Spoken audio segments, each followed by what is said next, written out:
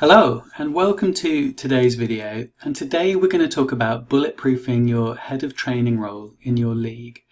Now, head of training varies widely from league to league, but there are two responsibilities that are really important, one of which is well understood and one of it which is not understood well at all. The first one is that it's the head of training's responsibility to ensure that everybody in the league has training at the right time.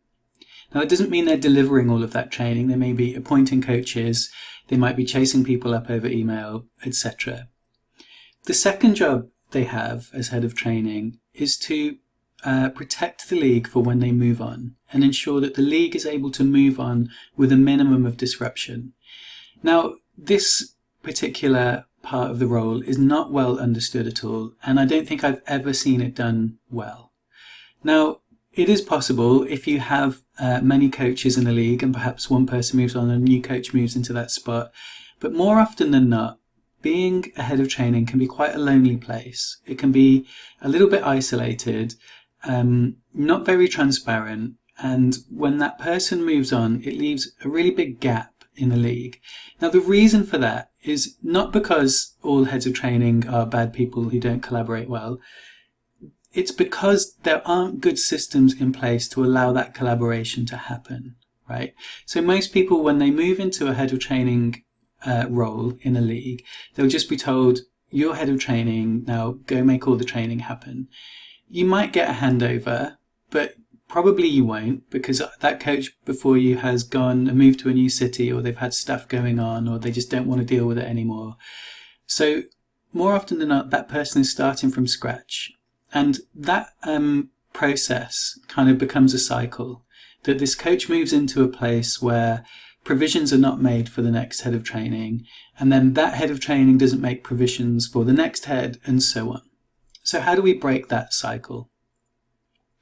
So today I'm going to take you through a couple of really strong strategies for that, which will not only break that cycle in your head of training, but will also begin to train up your whole league in how this role works, so that your whole league and your whole kind of team members will have more of an active collaborative role in this training, so that not only do we have this resource in place for head of trainings to move into, but we're also moving people into that role that are already experienced in how you develop and build this skeleton of training for your league.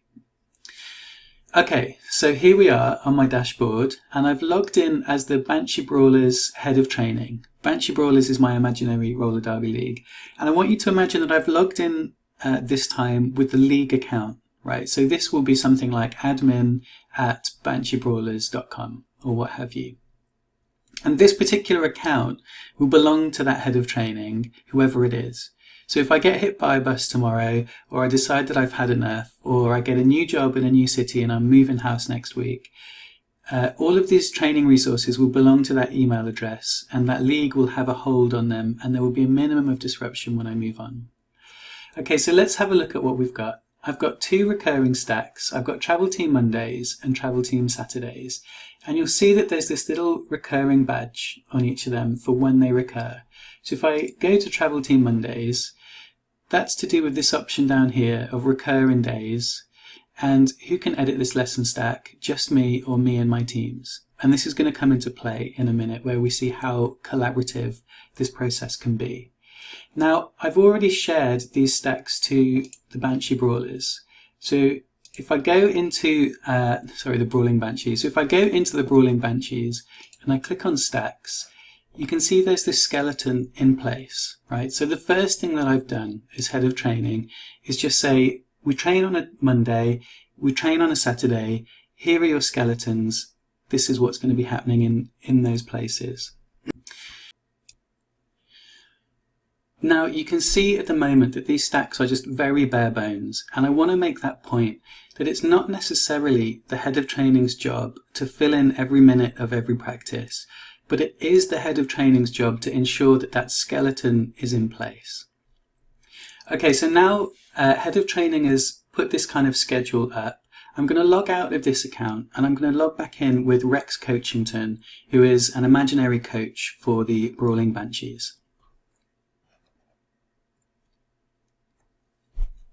Okay, so I've logged back in as Rex Coachington, and if I have a quick look in my notifications, I can see that Brawling Banshees Head of Training has shared a stack Travel Team Saturdays in Brawling Banshees. So if I go over to the team and I have a look, let's have a look in stacks, I can see that this training skeleton is in place, but I can also see that there's not a lot going on here at the moment. Now, because these stacks have been set to collaborative, because the head of training has enabled other people in the league to collaborate on these stacks, what I can do is go to activities and I can start filling these up. So I can say, well, Monday is going to be kind of a game night, so I'm going to have some jam starts in there, and we'll have those in the middle. Oops. We'll have those in the middle. And I'm also going to have some wagon wheel in there as kind of a warm-up, and that's going to be a staple. And actually I also want wagon wheel on the Saturday as well. So if we come into Saturday and add that. Now on Saturday I'm going to do some more skill work, so I'm going to add this Ryan Gosling pace line. And you know what would be really neat actually is we could do with an offense work. Now because I can't see an offense drill here at the moment, I've got a choice. I can either create that drill if I've got one in mind, or I can come to the Discover tab and I can have a quick look through here and see what we've got. And here we go. There's a drill here called Offense Starts by Rectangle. And I want you to imagine I've had a quick read through that and I like what I'm looking at. And what I'm going to do is I'm going to drag that straight into Brawling Banshees. And now if I go to Brawling Banshees, I'm going to find that Offense Starts drill and I'm going to drag it into my Travel Team Saturday lesson plan. So now our Rex Coachington is starting to flesh out these lesson stacks, and anybody in the team can now come into this team space. They can click on stacks and they can say it's Saturday today, this is the stack that we're training. They can put this on their phone and they can just click on these as they go through, and you can see I've put in 75 minutes worth of material in there. Okay, so hopefully from that you can start to see how this can both inform the head of training's role. It can kind of clarify some of those responsibilities in terms of ensuring that skeleton is in place. And it can also lift some of the pressure off those shoulders and start spreading it into the league. In that when you make these stacks collaborative, you can start to push out some of that responsibility and some of that thinking and mental space into the league.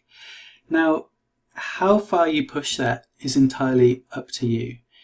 But I want you to think that if you imagine part of your job as a league is to coach everyone and bring everyone up in their abilities, part of what we're beginning to do here is teach people how to be a head of training from day one, right? So even if you're new to the travel team, but you've got some ideas, you can be involved in this process. You can see what's going on in the stacks. You can contribute activities, and if they're set to collaborative, you can even drag your own activities onto that lesson stack. Now, if you imagine when it comes to AGM time and you want to move a new head of training into that role, how much easier it's going to be to move somebody in who has this experience, right?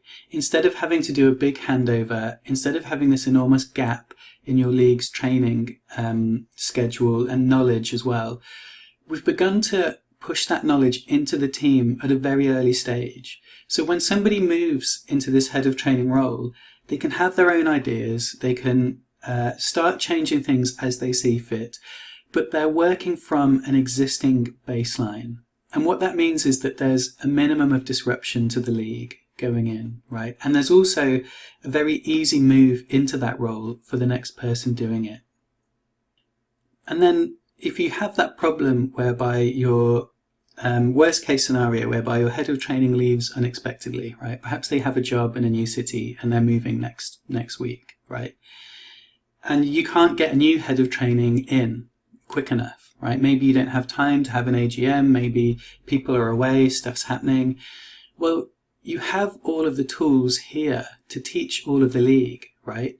So all you need to do is say, okay, travel team, we're training on Monday, here's the stack. You can put a little note in the chat saying, guys, what do we need to work on? Somebody suggests an activity. And as soon as they do it, they can just drag it straight into that stack. So you can start to see how this system really does protect the league from a lot of disruption when heads of training are coming and going, and when there is training to be organised. And I really think that to work in this system, once you start doing it, to go back to a system whereby you've got one person, they've got a lot of pressure on their shoulders, probably they've got a notebook in their bedroom with all of this written down in it. It would be very hard to go back to the system once you've brought this into the league. Okay, I want to finish on an interesting point that this kind of hints at, but doesn't address directly, which is, what do you do during your bout reflections that you definitely carry over into your training, right? Now, bout reflections vary, wildly from team to team. You'll have a very different setup in one place to another place. But I want you to think about the possibility that this system gives you. During your bout reflection, it might come up, for instance, that our jammers need a little more fitness and our offense needs to be a bit more on it, right?